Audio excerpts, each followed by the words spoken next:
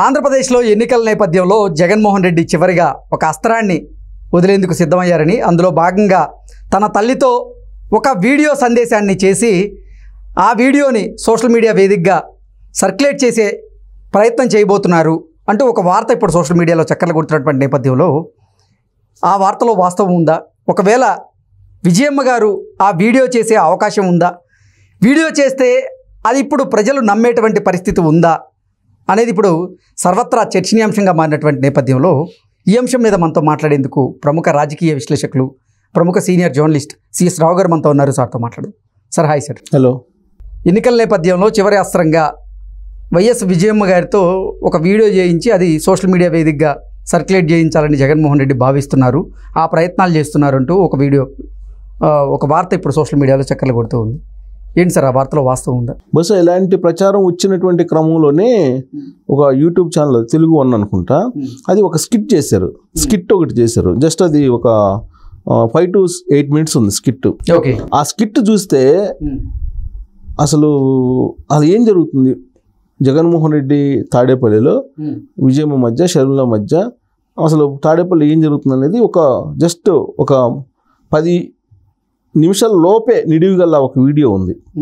ఆ స్కిట్ని కనుక చూస్తే అసలు ఎందుకు విజయమ్మ అమెరికా వెళ్ళారు అనేది అర్థమవుతుంది. ఆ స్కిట్ని ఎవరైనా చూడొచ్చు, తెలుగు వన్లో ఉంది అది. సరే, ఆవిడ అమెరికా వెళ్ళిపోయారు. అమెరికా ఎలక్షన్ టైంలో వెళ్ళారంటే దాని అర్థం ఏంటి? ఇక్కడ ఉండటం ఇష్టం లేకనే కదా. లాస్ట్కి జగన్మోహన్ రెడ్డికి గులకరాయి తగిలినప్పుడు పరామర్శ చేశారా? పరామర్శ ఒకవేళ చేసి ఉంటే డెఫినెట్గా ఆ ఇష్యూని ఎలివేట్ చేసిన వాళ్ళే. ఎవరు? తాడేపల్లి వైఎస్ఆర్సీపీ నాయకులు కానీ తాడేపల్లి ప్రముఖులే దాన్ని హైలైట్ చేస్తున్నారు. అంటే దాని అర్థం ఏంటి? గులకరాయి తగిలినా కానీ పట్టించుకోలేదు. అసలు ఇక్కడ ఉండకుండా వెళ్ళారు అని అంటే దాని అర్థం ఏంటి? జగన్మోహన్ రెడ్డి పక్షాన తాను లేరు అని చెప్పే సంకేతమే కదా. ఎలక్షన్ జరుగుతున్న సమయంలో ఇక్కడ ఉంటే అది వేరు, ఇక్కడ లేకుండానే వెళ్ళిపోయారు అమెరికా అంటే ఆ ఎలక్షన్స్తో కానీ జగన్మోహన్ రెడ్డితో కానీ తనకు ఎలాంటి సంబంధం లేదు అనేటువంటి సంకేతాలు ఇవ్వడమే కదా. దానికి బలం చేకూరేలా గులకరాయి దెబ్బ తగిలినప్పుడైనా కానీ ఆవిడేం మాట్లాడలేదు. సో కాబట్టి జగన్మోహన్ రెడ్డి పరిపాలన, జగన్మోహన్ రెడ్డిని ఆల్మోస్ట్ ఆవిడ అవాయిడ్ చేశారని చెప్పి చెప్పొచ్చు. ఓకే. ఇది రాజకీయ అంటే కొడుకుగా కాదు, అతను చేస్తున్నటువంటి రాజకీయాలు, అతని ప్రవర్తన, వీటిని నచ్చక బహుశా వెళ్ళిపోయి ఉండొచ్చు అమెరికాకి. ఇదొకటి. ఇప్పుడు ఒకవైపు కూతురు, ఇంకొక వైపు కొడుకు, వీళ్ళిద్దరిలో ఎవరికి సపోర్ట్ చేయాలి అనేటువంటి అంతర్మదనం కూడా ఆవిడలో ఉండవచ్చు. అప్పుడు ఎటు సపోర్ట్ చేయాలో తెలియనటువంటి పరిస్థితుల్లో ఆవిడ వెళ్ళిపోయారు అమెరికా అని అంటే దాని అర్థం ఏంటి? ఇండైరెక్ట్గా షర్మిలకి సపోర్ట్ అన్నట్టే కదా. సో ఇద్దరికీ ప్రచారం లోకి వెళ్ళటానికి స్టార్టింగ్లో ఆవిడ ఇద్దరు పక్షాన ఉన్నారు, తర్వాత ఆవిడ అమెరికా వెళ్ళిపోయారు. ఇప్పుడు ఎక్కడ ఉంటున్నారు ఆవిడ? మామూలుగా మనవడి దగ్గర ఉంటున్నారు. అంటే దాని అర్థం ఏంటి? ఏ మనవడి దగ్గర ఉన్నారు? కూతురు కొడుకు దగ్గర ఉన్నారు. అంటే దాని అర్థం ఏంటి? షర్మిల పక్షాన ఉన్నట్టే కదా. కూతురు కొడుకు దగ్గర ఉన్నారంటే. సో కాబట్టి షర్మిలకి మద్దతు ఇస్తున్నారు విజయమ్మ అని చెప్పి ఒక క్లారిటీకి రావచ్చు. ఇక ఇప్పుడు జగన్మోహన్ రెడ్డి వాళ్ళ మదర్ సపోర్ట్ కోరుతున్నారు అనేది ఒక న్యూస్. ఆవిడ ఫోన్ చేసి ఒక వీడియో అయినా మీరు రిలీజ్ చేసి ఒక సందేశం అయితే పంపించు అని చెప్పి ఈయనేదో ఫోన్ చేసి అడుగుతున్నారు. ఆ విధంగా అడగమని చెప్పి రిమోట్ కంట్రోల్ చేస్తున్నారు అనేది కూడా షర్మిల భాషలో చెప్పాలంటే రిమోట్ కంట్రోల్ చెప్తున్నారు అనేటువంటిది వినిపిస్తుంది.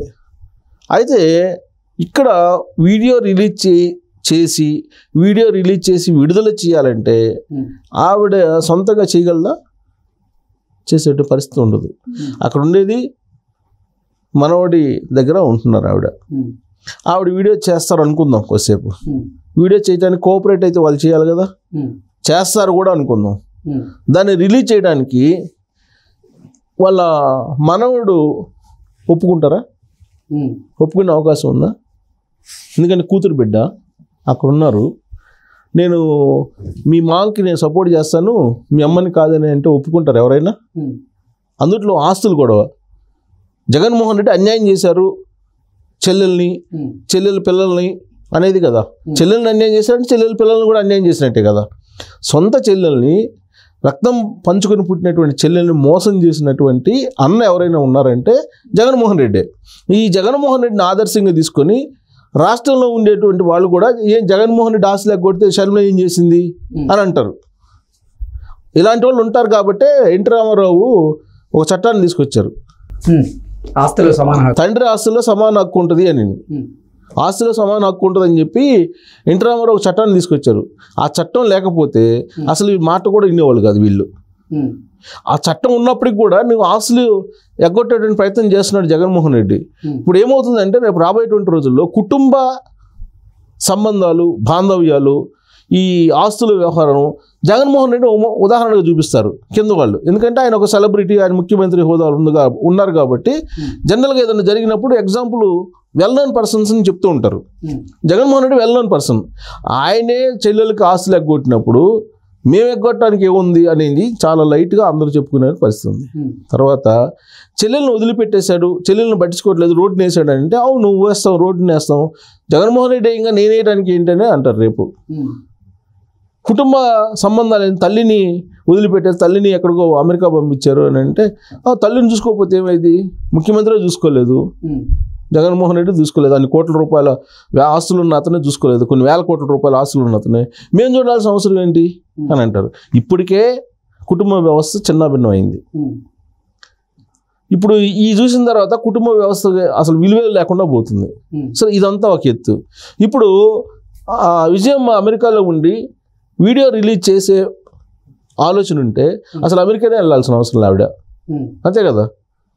ఇప్పుడు జగన్మోహన్ రెడ్డిని గెలిపించండి అని చెప్పి ఆవిడ వీడియో సందేశం ఇచ్చే అంత ఆలోచన అలాంటి పరిస్థితులే ఉంటే అమెరికా ఎందుకు వెళ్తారు? ఇక్కడ ఉండి ప్రచారం చేస్తారు కదా జగన్మోహన్ రెడ్డి పక్షాన.